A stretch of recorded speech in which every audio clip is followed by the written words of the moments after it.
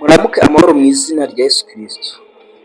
Murakaza neza kuri Edi Gospel Rwanda, igihe kirageze ngo umunsi urangire. Twahereye mu gitondo turi mu bintu byinshi bitubana, abari mu kazi, abari ahantu hose twagiye tugenda. None umunsi ugeze ku musozo. Mbere yo gusinzira ntureke umutima wawe ugumana ubwoba cyangwa se ugumana umujinya cyangwa imihangayiko yose y'uyu munsi.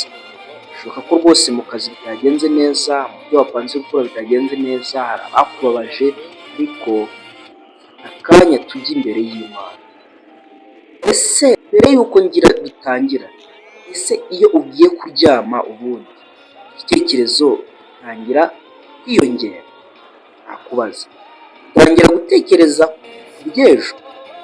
Ese iyo uri gutekereza ku mafaranga, ese ni ku buzima se, ku mafaranga se, ku muryango, ku byo utazi ko bizagenda se? Niba ari uko bimeze, umunsi ndashaka ko wiga ikintu kimwe. Ntabwo ugomba kuba maso mu bitekerezo byawe kubera ubwoba ngo Imana ibe iri maso. Imana irinda abayirinda bose. Fata akanya gato ko gutuza, funga amaso, uhumeke buhoro aho wicaye ku gitanda cyawe cyangwa se n'ahandi uri. Funga amaso niba bishoboka, humeka buhoro. Reka uyu munsi ugende, ibyagucitse byihorere bigende. Ntukongere kurwana n'ibyo udashoboye gukemura ubu ngubu, ahubwo ubwire Yesu uti Mwami nguhaye iri joro ndakwiringiye. Reka dufatanye mu ijambo ry'Imana mbere y'uko turyama. Fata Bibiliya yawe nimba bishoboka, ufite telefone warebamo cyangwa se n'ahandi handi wasoma ijambo ry'Imana. Gusa bibaye ibyo byombi nta hamwe uri kubona ufite Bibiliya cyangwa se ahandi hantu wasomera ijambo ry'Imana, ntega amatwi. Dusome muri Zaburi ibice 4 umurongo wa 8. Haranditse ngo ushyire ibyishimo mu mutima wanjye biruta ibyo ku burumbuke bw'amasaka na vino. Ushyire ibyishimo mu mutima wanjye birute ibyo ku burumbuke bw'amasaka na vino. Bavandimwe, gusinzira neza ntabwo buri gihe biterwa n'uko ibibazo byose byakemutse. Hari igihe ujya kuryama ikibazo kikiriho.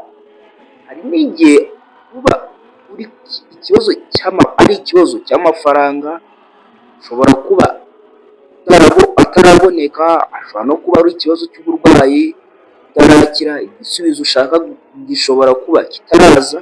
Ariko hari itandukaniro riri hagati yo kuryama ufite ikibazo no kuryama wizeye Imana.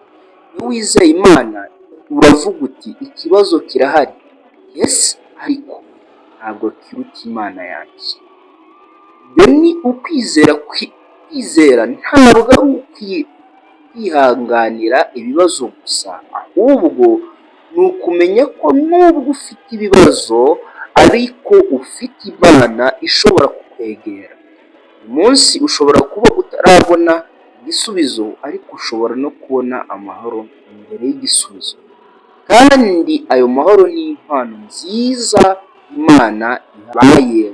Isengesho twasengana muno mugoroba kugira ngo twirengagize iby'uyu munsi watambutse bitagenze neza, kandi tunashima Imana ko byagenze neza, ko byose ntabwo ari uko byagenze neza. Ingayigayi, reka tudatinze dutangire. Data wa twese uri mu ijuru, ndagushimira ko wampaye uyu munsi. Urakoze ku bw'uburinzi bwawe, urakoze ku byo wankijije ntamenye. Mbere yo kuryama nshyize ubuzima bwanjye mu maboko yawe. Rinda uyu mubiri wanjye, rinda ubwenge bwanjye, rinda umutima, rinda urugo, rinda abo nkunda ndetse n'ubugingo bwanjye. Mwami, niba hari umuntu uri kumva iri sengesho ufite ubwoba bw'ijoro, musabiye amahoro yawe. Kuraho ubwoba bumubuza kuruhuka. Humuriza umutima uri kurira wenyine. Komeza uri mu burwayi. Humuriza uwabuze uwo yakundaga. komeza umubyeyi uhangayikishijwe n'umwana we, komeza umuntu uri kunyura mu bihe bikomeye, kandi mu gihe turyamye dufashe kutagumya gutekereza ku byo tutashoboye guhindura n'ibyo tutashoboye gukora, bishyire mu maboko yawe. Ibyo twakosheje uyu munsi, mwami duciye bugufi tubabarire, mwami, kandi n'ibyo tutashoboye gukora tubishyize mu maboko yawe. Ibyo dutinya ejo bihaye wowe Uwiteka Imana, kandi imitima yacu uduhe gukomeza kuyegereza Yesu Kristo. Mwami, dufashe kubyuka ejo dufite imbaraga nshya, umutima mushya n'ibyiringiro bishya. Byose niko tubisabye twizeye mu izina rya Yesu rifite ubutware n'ubushobozi, amen. Ijambo ryo kwizera nagusigira wowe mbere y'uko uryama, iyo nkwifurije nonaha ushobora kuruhuka. Ntabwo ukeneye kumenya byose bizaba ejo. Imana izaba ihari ejo nk'uko iri hano uyu munsi. Ruhukira mu mahoro, kandi ruhukira muri ubu butumwa bwo kwegera Yesu Kristo. Niba uyu munsi warabonye uko ubuzima bwawe bukeneye Imana kurushaho, ntukareke iri joro ribe irindi joro gusa. Tangira urugendo rushya na Kristo. Mwegere mu isengesho, mushake mu ijambo ry'Imana, kandi umwemerere aguhindure ubuzima bwawe bwose. Niba wasenganye natwe, andika amen. Niba uzi umuntu utinya ijoro cyangwa ufite umutima uremerewe, musangize iri sengesho. Kandi niba uri mushya ku muyoboro wacu, kanda subscribe kugira ngo tujye tubana kuri The Gospel Rwanda, kandi dukomeze urugendo rwo kwegera Yesu Kristo hamwe n'Imana izabidufashamo. Imana ibarinde, ibahe amahoro, mugire ijoro ryiza, shalom, kandi Imana ibahe umugisha.